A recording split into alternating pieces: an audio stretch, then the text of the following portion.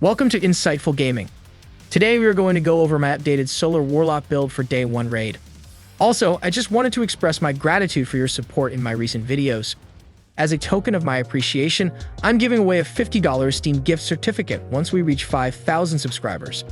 To enter, just subscribe, like, and comment below. Also, join my Discord for a chance to chat with me and other community members.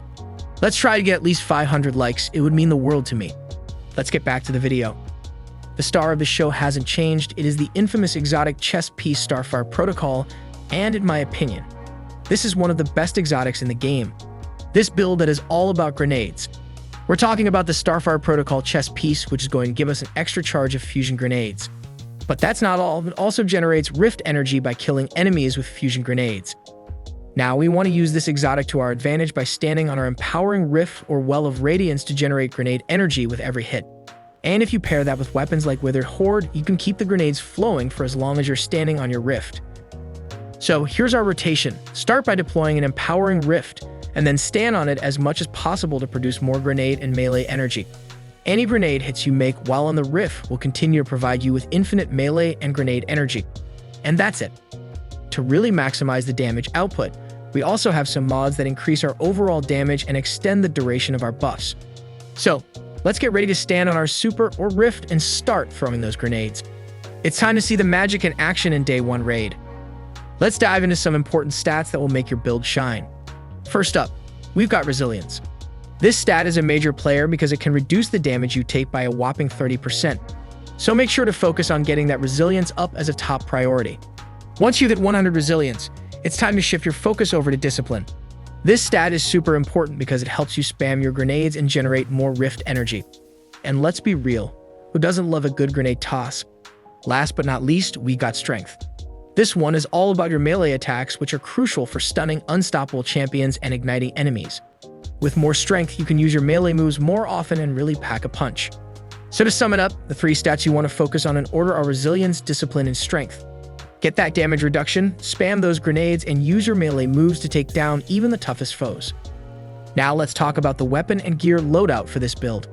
The BXR-55 Battler is an excellent choice for this build because it's a solar weapon, which synergizes well with the solar mods and our build. The Incandescent perk is especially helpful in spreading damage to groups of enemies, and the Demolitionist perk allows you to frequently throw grenades for even more damage output. As for heavy weapons, there are many options to choose from, but a good solar heavy weapon with Incandescent and Demolitionist perks would be ideal for this build. Let's take a deep dive into the abilities we're using for this build. First up, we've got our super ability, the Well of Radiance. This bad boy creates a pool of healing and empowering light for allies who stand in it. So not only are you a total boss, but you're also a lifesaver for your team. Next up, we've got our grenade, the Fusion Grenade. This baby packs a serious punch, dealing high damage to a single target upon detonation. Say goodbye to those pesky enemies. Moving on to our class ability, we're using the Empowering Rift. This little gem increases weapon damage for your allies who stand in it. So not only are you keeping yourself alive, but you're also making sure your team is dealing some serious damage. For our movement ability, we're using Burst Glide. This bad boy gives us a burst of speed while gliding through the air, so you can zip around like a superhero and take down enemies from above. Last but not least, we've got our melee ability, the Incinerator Snap. This one has a wide range and can even ignite enemies upon contact. So get up close and personal with those baddies and show them who's boss. Let's break down each of these abilities and see how they fit into our build. Each ability was chosen for a specific reason and has fantastic synergy with our playstyle. Starting off with the Well of Radiance. This ability is a game changer when it comes to survivability. When combined with Empowering Rift, it generates a ton of grenade energy. It's like a beacon of hope on the battlefield, keeping you and your team alive and well. Next up, we've got the Fusion Grenade. When paired with the Starfire Protocol, it allows for infinite grenade spam.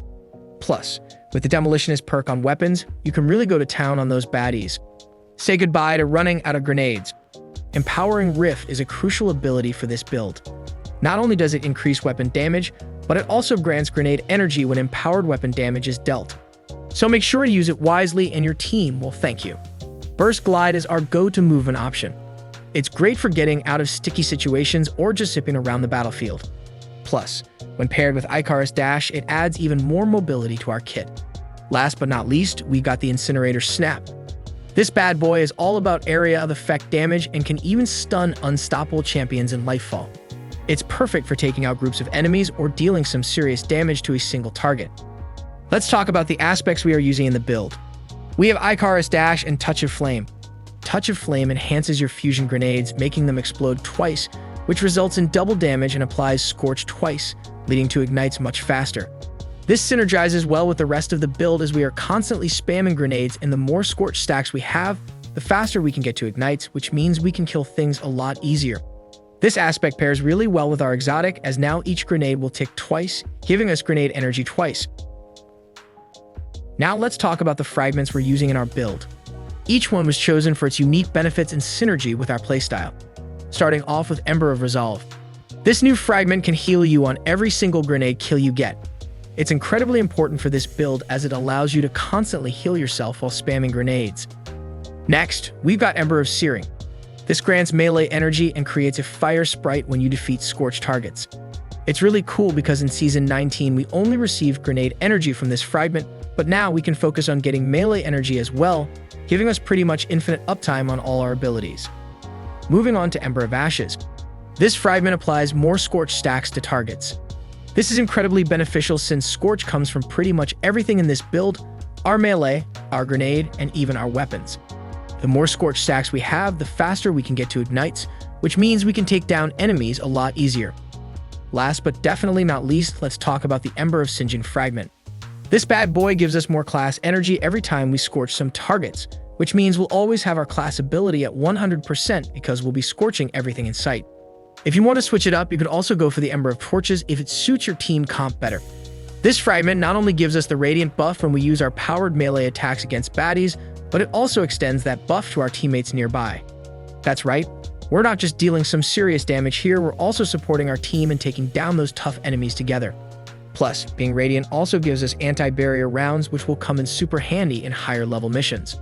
So, let's get fired up and jump into our armor mods.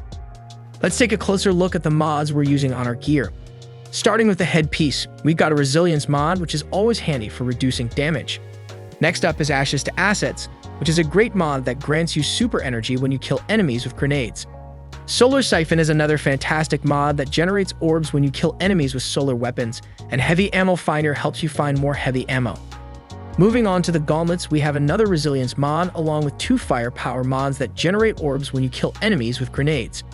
And to top it off, there's Momentum Transfer, which reduces your melee cooldown when you deal damage with grenades. All of these mods work together to make your abilities even more powerful and deadly. For the chest piece, we're rocking a resilience mod along with Concussive Damper, which reduces the damage you take from explosions, and Charged Up, which increases the number of armor charges you can carry. These mods are great for staying alive and keeping your abilities up and running. Let's talk about the mods we're using on our legs. First up is a resilience mod which helps reduce incoming damage. Next is Insulation, which is a must-have mod as it reduces the cooldown of our class ability each time we pick up an orb of power. This is crucial to keep our abilities up and running, especially our fusion grenades. To top it off, we have 2 Solar Weapon Surge mods. These are great because they replace Fawn of Might, but are even better as you can maintain the damage buff all the time. You'll be dropping orbs left and right while dealing massive damage with this build. And lastly, on the Bond, we've got a Resilience mod followed by 1 Bomber mod, which reduces the grenade cooldown when using your class ability. Then we have Outreach, which reduces the melee cooldown when you use your class ability, and 1-time Dilation mod to help maintain your armor buffs for longer. Just remember to choose the ones that work best for your needs and playstyle. And if you have any questions or recommendations for others, feel free to let us know in the comments below. Let's quickly go over the important seasonal mods. In the first row, pick the champion mods that suit the scenario you're in. Moving on to the second row, these mods are all about reducing the cost of your armor mods. Choose the type that matches the weapons you're using. These mods are passive and work on all your mods affecting your Void, Solar, Arc, Strand, and Grenade abilities. In the third row, Solar Surge is a must-have for our build, as it grants you an armor charge after collecting a Fire Sprite. This is crucial for solar builds. Volatile Flow can be useful if you're using Void weapons in your build. For example, you can have a Void Primary which would activate volatile rounds in a solar build. This is highly effective if you want to use a Void weapon instead of a solar. Moving on to the fourth row, Flare Up is essential mod for builds that leverage Firebolt grenades. These grenades apply more Scorch, and Scorch is extremely important in a solar build. Finally, in the 5th row, we need to have Rain of Firebolts as it gives you an extra charge of Firebolt Grenade. I haven't unlocked this yet, but it's the next perk I'm going to try. Prismatic Transfer can also be very useful in coordinated groups. That's a wrap for today. Be sure to stay tuned for more awesome builds dropping later this week. If you found this build helpful and enjoyed watching, please take a moment to give the video a thumbs up, leave us a comment down below, and subscribe to our channel for more great content. We appreciate your support and feedback. Wishing you all a fantastic rest of your week.